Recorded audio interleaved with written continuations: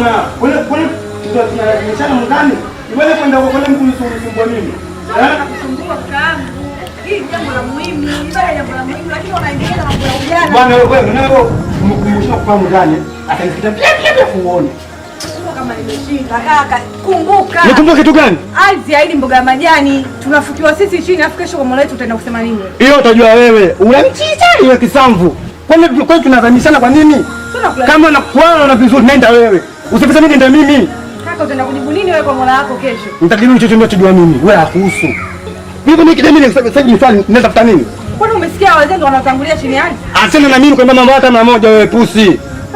Kakaangu umefikia hapa. Achana na mimi kuongea maneno nini? Mimi nakwambia jambo la maana, jambo la kheri ili nakukumbusha kama jambo la kheri. Kama Muislamu mwenzangu fanya ibada, kuna leo na kesho kaka.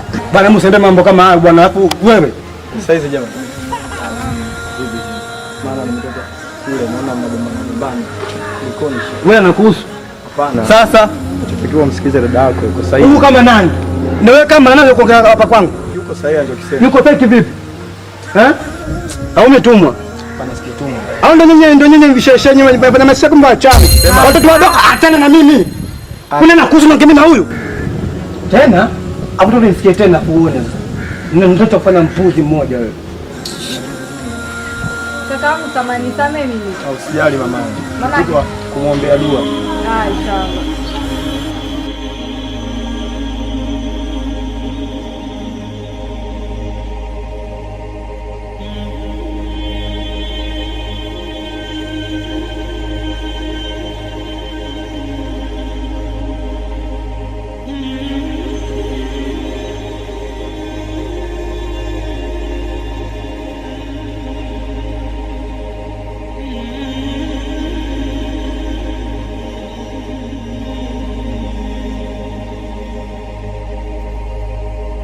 Asalamualaykum shehe.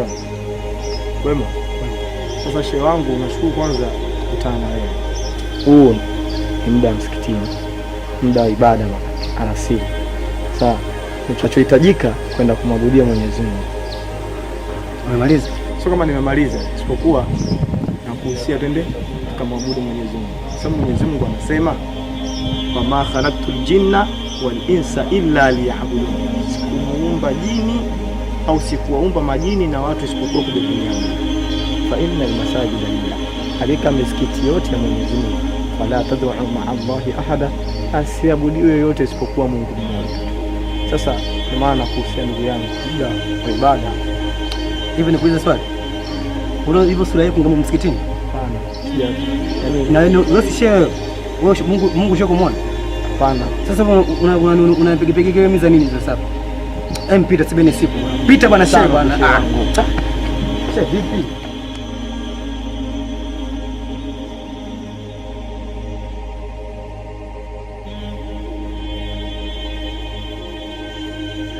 Wangu bwana. Naam. Kitambo sana sikuona. Siku hizi umehamia wapi? Nipo shekhe, sema unajua pilika za kimaisha katika suala zima la kufanya majambo au masuala ambayo sisi anatuhitaji kuweza kuyafanya katika ulimwengu wake Allah. Sahihi. Ya tunakuwa katika pilika 2-3 ambazo ni za mihangaiko mili hapa na pale. Hatusemi mihangaiko, tunasema ni kumuomba Allah. Sahihi kabisa. Sasa shehe wangu bwana, kuna jambo linanitatiza kidogo. Kuhusiana na kijana mwenzetu huyu Farid. Ndio. Faridi bwana anapotea sana. Faridi amekuwa siku hizi mgumu katika swala zima la kufanya ibada. Yaani kila nikimlazimisha nikimlingania basi anakuwa mgumu yeye kuingia katika ibada. Allahu Akbar. Faridi huyu hata leo nimekutana naye pale msikitini. Kamwambia bwana tuingie bwana tukamwabudia Mwenyezi Mungu. Allah ndio Haya majibu alionirudishia ananiambia eti wewe ushawahi kumuona Mungu. Astaghfirullah. Au unaona sura hii ya kuswali nikaona astaghfirullah. Faridi huyu ndio anaweza kutoa majibu hayo. Jibu hayo katoa Faridi. Sasa kuja kwako shehe wangu, labda unipe hikma ya kumlingania mtu ndio mpaka amrudie Allah subhanahu wa ta'ala. Allahu Akbar. Sasa labda nikuulize kitu kimoja. Naam. Labda ulishawahi kukaa naye chini ukamuuliza ni nini shida iliyomfanya awe hivyo? Juzi nimemkutana anagombana na dada yake. Ndio. Kwa sababu hiyo akufanya ibada anagombana naye, nikamuuliza shekhe tatizo nini, na nikamwambia dada yako yuko sahihi. Alinijibu majibu mabaya na akaondoka. Astaghfirullah. Kwa sababu Faridi ninayemfahamu mimi, kabla ya kifo cha wazazi wake alikuwa ni mtendaji ibada mmoja mzuri sana. Alikuwa akiswali, akisoma Qur'ani na akifanya yale yote yaliyomaamrishwa Allah subhanahu wa ta'ala. Faridi huyu. Sasa inanishangaza sana kusikia kwamba yeye sasa hivi amekuwa kapotea, hayupo tena katika njia iliyonyooka. Mimi nadhani hapa tufanye kitu kimoja. Sawa? Tumtafute Sheikh Faridi, tukae naye chini, tufahamu kwanza ni nini tatizo. Kwa sababu katika suala ambalo linaweza kupelekea kutatua tatizo alilonalo mtu au kumrejesha mtu katika njia iliyonyooka ni kwamba kwanza ulifahamu tatizo lililomfanya atoke katika ile njia lilikuwa ni nini. Unanielewa vizuri Sheikh? Kwa mimi namfahamu vizuri Sheikh Faridi, kwa hiyo tumtafute, tukae naye chini, tufahamu ni nini tatizo.